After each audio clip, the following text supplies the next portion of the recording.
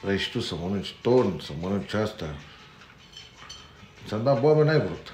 Acum mănânci.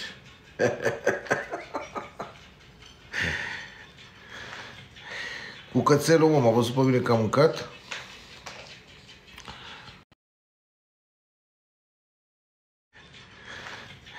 Cu cățelul, mă, m-a văzut pe mine că am mâncat. Și vrea să-i dau eu de la mine. Să n-are voie. Și am întins farfuria cu boabe. Și s-a uitat așa și m-a tras, bă, și cum s-a tras într-o parte, gen, ce dai, bă, tu mie de-astea, gen.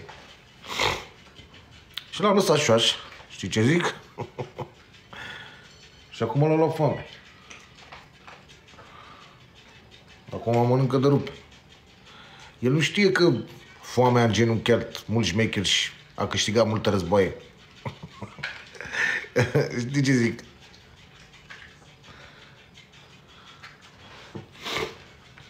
Îl las așa pe... Bă, mai stăți aici, mă? Bă, m-am blocat, mă, sau...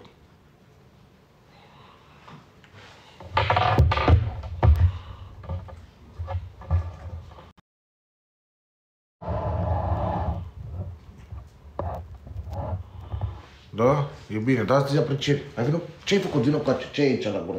Ce ai la gură? Ații, tu ești nebun? Vină cu aici. Hai cu. Dați aprecieri, băi. Vină aici. Ia.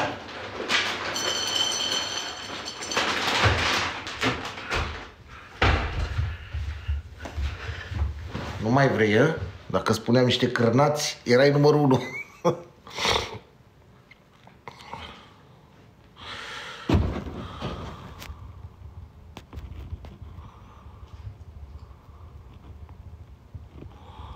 Vă pup, băi, vă salut. Dați și distribuiri și aprecieri să urcăm mai mulți. Și pe urmă stăm de vorbă dacă vreți. Bună, să rămână, doamna Lili.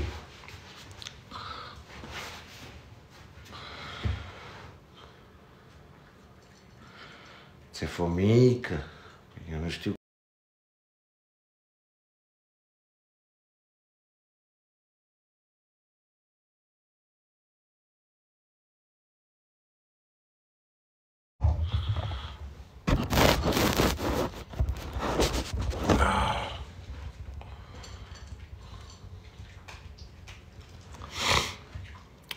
Da și voi distribuiri și aprecieri, băi.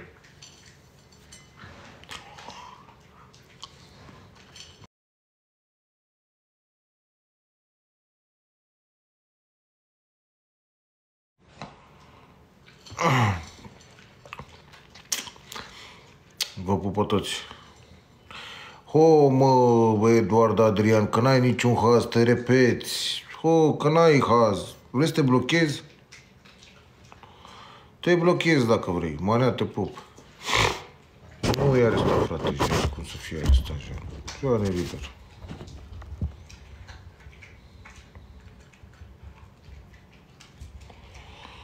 Bă, da... Bă, dar nu mai e nimeni, mă, pe aici... Da, mă, să bag eu pe nariz.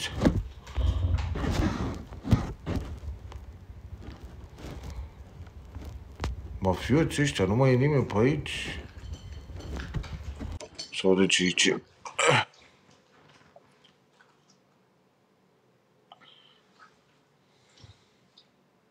Misie, nemisie, nu?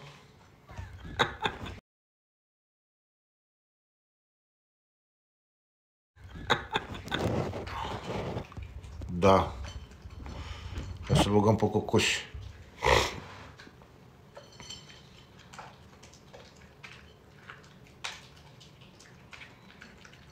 Ți-a cam fost fomică, tată. Ți-a fost fomică, bossul meu, a? Cam da.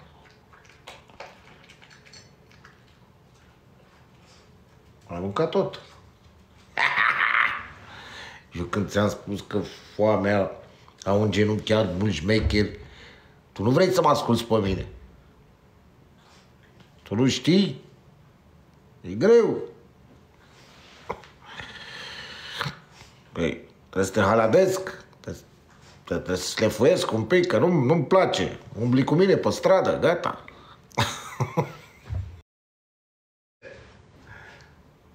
Hai, ce facem? Da, mă, mâncam eu mai devreme și el n-are voie mâncare de asta normală. Și am luat și eu bolul lui. Mi-era milă de el, să uita la mine. Zic, ia-mă, uite, boabele tale. S-a uitat așa și s-a tras gen, pleacă, mă, de aici, dai mie boabe, dă-mi ce mănânci tu pește acolo, că a fost ca unul ton și astea. Nu i-am dat. A stat un pic, s-a învârtit, iar s-a învârtit. Eu l-am văzut că e foame. A băut niște apă, ai înțeles? Iar s-a învârtit și zang. A sărit în castron. Am lăsat în pace. Zic, stai, nu știu că ți se face ție foame. Da. Și i-am explicat acum că foamea a îngenunchiat mulți șmecheri și din cauza la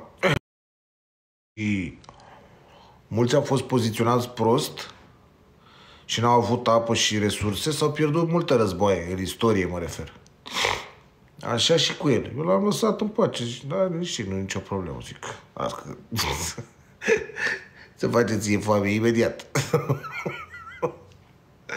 Și așa a fost. A dat în bolul cu boabe.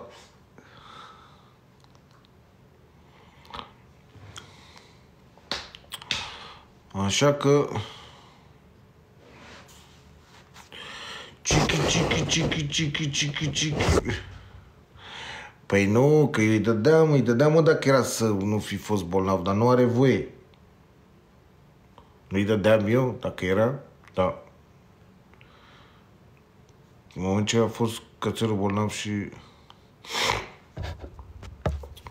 nu are voie, mă mor câinele, ce sunt nebun? Șapca mi-a luat-o când am fost în Panama, frățiorul meu. Acum vreo 2 luni, nici nu știu când am fost. Când am fost în Panama? În ianuarie, când am fost? Nici nu mai știu.